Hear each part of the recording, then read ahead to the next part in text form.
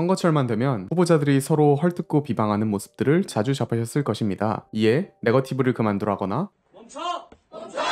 마타도어 혹은 흑색선전이라며 일축하곤 합니다. 최근의 사례로는 이재명 대표의 대장동 관련 논란이나 김기현 대표의 울산 땅 관련 논란이 있습니다. 이처럼 정치권에서 흔히 사용되는 용어들이니만큼 반드시 알아야 할 오늘의 용어는 네거티브입니다.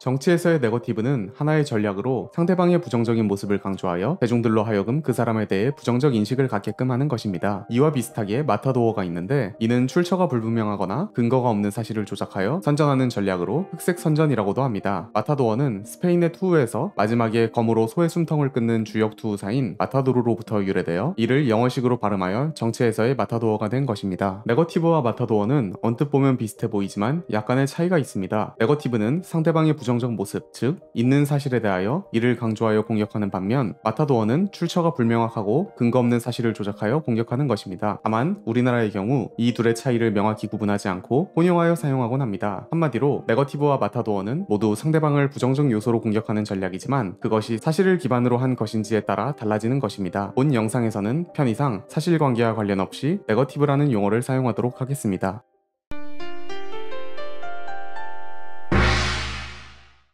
이러한 네거티브 전략이 정치권에서 선거철마다 빈번하게 사용되는 이유는 간단합니다. 보통 이렇게 제기된 의혹들은 해명하는 데 시간이 걸리므로 선거가 끝나기 이전까지 해명하기는 굉장히 어려우며, 의혹이 제기되고 이것이 계속해서 언급됨으로써 상대 후보의 이미지를 쉽게 부정적으로 만들 수 있기 때문입니다. 하지만 이러한 전략은 분명 도덕적으로 옳지 못함은 물론 법적으로도 문제가 됩니다. 공직선거법에 따르면 허위사실과 사실을 적시하더라도 사생활을 비방한다면 처벌을 받습니다. 하지만 여기에 단서가 하나 달려있는데,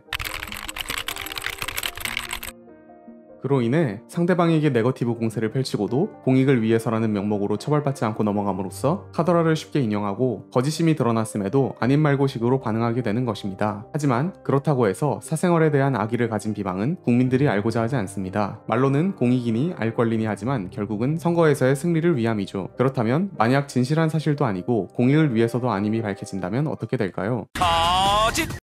선거에 있어 이 법에 규정한 죄, 즉 허위사실 공표죄나 후보자 비방죄에 해당되어 징역 또는 100만원 이상의 벌금형에 처해질 경우 당선 무효가 될 수 있습니다.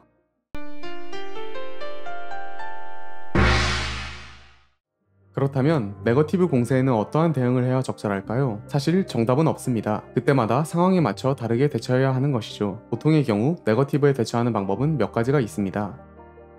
상대방이 의혹을 제시하였을 때 그 증거가 불충분하고 증명하기 어려울 경우는 아예 대응을 하지 않는 것이 상책입니다. 그저 의혹이 그칠 경우에는 굳이 대응하지 않아야 더 이상 의혹이 퍼지지 않고 알아서 사그라들게 됩니다. 의혹에 대해 완벽하게 반박할 수 있다면 전면 부정하는 것이 좋습니다. 무대응의 경우 잘못하면 의혹이 사실처럼 받아들여질 수 있기에 확실한 증거를 가지고 부정함으로써 의혹을 일축하고 상대방이 근거 없는 네거티브 전략을 사용했음을 증명할 수 있습니다. 제기된 의혹이 사실일 경우에는 책임을 회피하는 방안이 있습니다. 다만 이것이 자신의 잘못에 대한 의혹이 아닌 배우자나 부모 등의 잘못일 경우에만 가능합니다. 예를 들어 배우자가 결혼하기 이전에 배우자가 탈세를 하였을 경우 자신은 그것의 책임과는 무관하고, 부모가 자신이 어릴 적 위장 전입을 하였을 경우 본인이 어떻게 할 수 없었던 상황이기에 자신의 어쩔 수 없었던 상황을 정당화하여 책임을 회피할 수 있습니다. 다만 이 방법의 경우 정말로 자신과는 관련이 없어야 하며, 그렇다고 하더라도 가족의 잘못에 대한 비판이 있을 수 있습니다. 의혹이 사실이고 본인의 책임이 분명할 경우는 빠르게 인정하고 사과해야 합니다. 만약 끝까지 발뺌한다면 오히려 이후의 정치 생활에도 악영향을 끼치게 되므로 잘못의 정도에 따라 사퇴까지 고려해야 합니다. 그 외에도 몇 가지 방법이 있지만 어떻게 대응하냐보다는 공직자로서 잘못을 저지르지 않는 게 더 중요할 것입니다. 물론 가장 좋은 것은 서로 네거티브 전략의 사용을 자제하는 것입니다. 지금까지 네거티브에 대해 알아보았습니다. 네거티브는 정치권에서 동서고금 흔히 사용되는 전략 중 하나입니다. 하지만 저뿐만 아니라 여러 대중들은 반복되는 이러한 모습들로 인해 오히려 정치에 혐오와 불신만을 갖게 됩니다. 이를 전략이라 부르고 사용하는 것 역시 마찬가지입니다. 네거티브 공세의 핵심은 언론과 대중입니다. 자극적인 기사를 퍼나르는 황색 언론과 이를 SNS를 통해 확대, 재생산하는 대중들로 인해 네거티브는 그 위력을 발휘합니다. 물론 가장 먼저 그 네거티브 전략을 사용하는 정치인들이 있기에 가능한 것입니다.